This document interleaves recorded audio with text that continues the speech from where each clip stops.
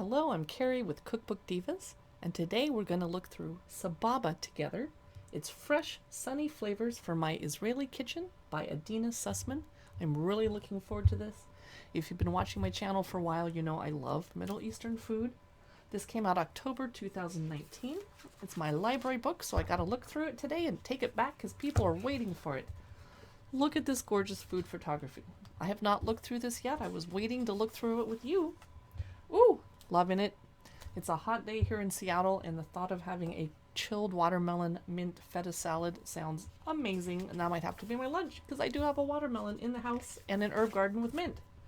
Let's check out the table of contents. First chapter is spices, condiments, and other kitchen staples. Then we move on to breakfast, bread and savory snacks, salatim, and other small plates. I need to look up how to pronounce that. Vegetables, soups, salads, pasta and grains, poultry and meat mains, fish and vegetable mains, cocktails, drinks, and frozen treats, and then desserts. Starts off with a pomegranate like good Middle Eastern cookbooks do. Introduction. This is going to be gorgeous, I can already tell. All right, taking a little tour of the food markets. That reminds me, I haven't been to a farmer's market yet this summer. Oh, look at these beautiful, just look how much food is in these. That would be fun to shop there. A brief history of Shuk HaCarmel.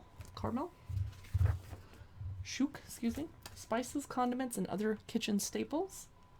Baharat Daka, Israeli everything spice. Hawaii Za'atar spice blend. Salt, brine dill pickles. 24-hour salted lemon spread. Cardamom kish shug. 40-minute amba, honey harissa. Preserved lemons, preserved lemon paste, roasted sheet pan cherry tomatoes, oh heck yeah, labneh, which is spelled labneh here, pomegranate molasses.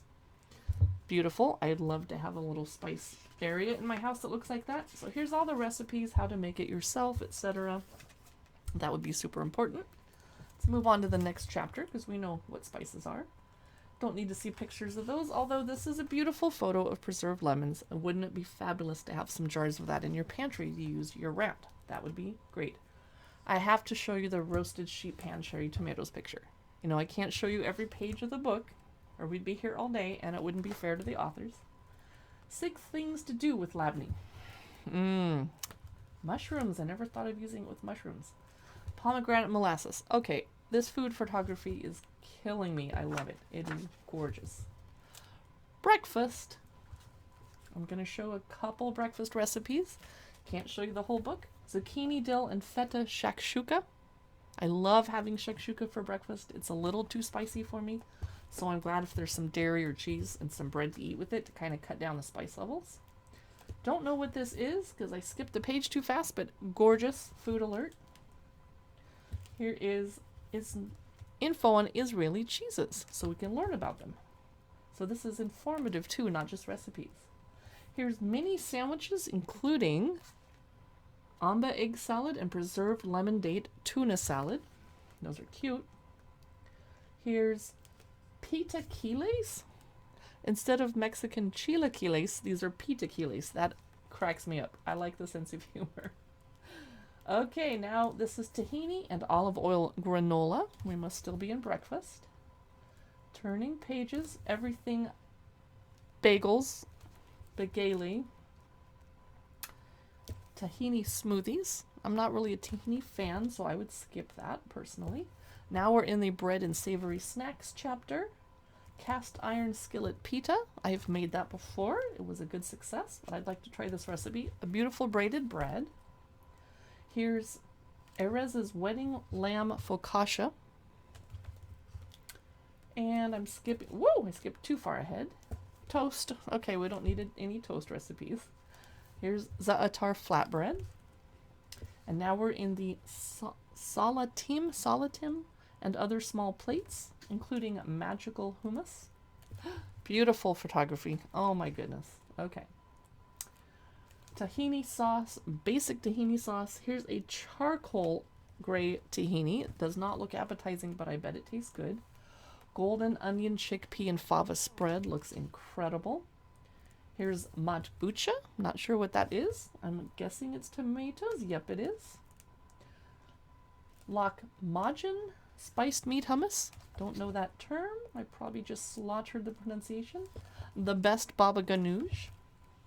Let's skip over to vegetables. I see some dolmas, some rice leaves. Here's grape leaves with quince and barberries. Barberries are Persian-ish, and they are cranberries but more tart. If you didn't think that was possible. Long cooked Romano beans, tomatoes, and onions. And I'm actually able to get barberries at a little tiny store in eastern Washington that's like in the boonies. I'm surprised I can get them there. Oven roasted artichokes and garlic. Yum. Crispy, spicy okra fries. Ooh. Let's move to the next chapter. Soups. Ooh, I just remembered I have lentil soup in the fridge. Chilled beet and cherry borscht. Beets and cherries together. I never would have thought of that. I love this idea. What else do we have? Orange soup with crunchy seeds and harissa. Chickpea and spinach harira. That looks really comforting. Now we're in the salad chapter. I'm sure it's going to be gorgeous photos.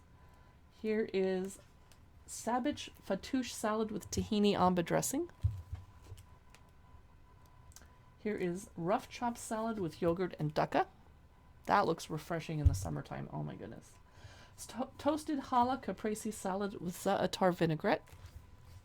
Ooh, I have caprese cheese in the house, otherwise known as mozzarella. Now we're in the pasta and grains chapter. Lentils with crispy leeks and fennel. Jeweled rice. I love how every Middle Eastern cookbook has a different jeweled rice recipe. Frika and roasted grape salad. Ooh, pretty. Whoa, a Yerushalmi kugel? Is that a cake? Looks like a cake. Roasted tomato and labneh pappardelle. That sounds good, and I have labneh in the house. Ricotta dumplings with pistachio cilantro pesto. Amazing. Now here's the poultry and meats. I'm going to go by really fast because I'm vegetarian. Crispy sesame schnitzel. Harissa honey pargiyat, boneless chicken thighs. That looks gorgeous. What else can I show you? Za'atar roasted chicken with sumac potatoes. Sour lime and pomegranate chicken wings. I bet that's pretty good if you eat meat. Root vegetable and medjool date stew. Ooh, I didn't know you could use dates like that. Turkish coffee ribeyes with seared broccoli. Okay, skipping ahead to the next chapter. Fish and vegetable mains. That's an interesting combo. Fried barbunias with lemon chips and sage. Who doesn't like fried food, right? Lemony salmon with fennel and orange salad. We eat a lot of salmon here in the Pacific Northwest. Herbed fish kebabs. Charred wrapped fish with lemon and olive. Amba tofu curry. Smoky eggplant and feta galette with garlicky roasted red pepper salad.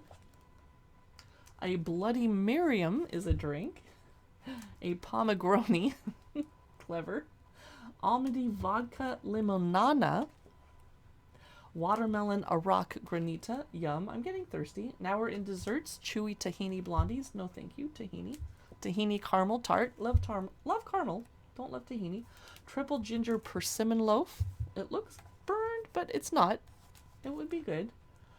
Pull apart something with honey orange syrup. What else do we have? Coffee and cream icebox cake. Spiced medjool mandelbrot. And just one chocolate orange babka.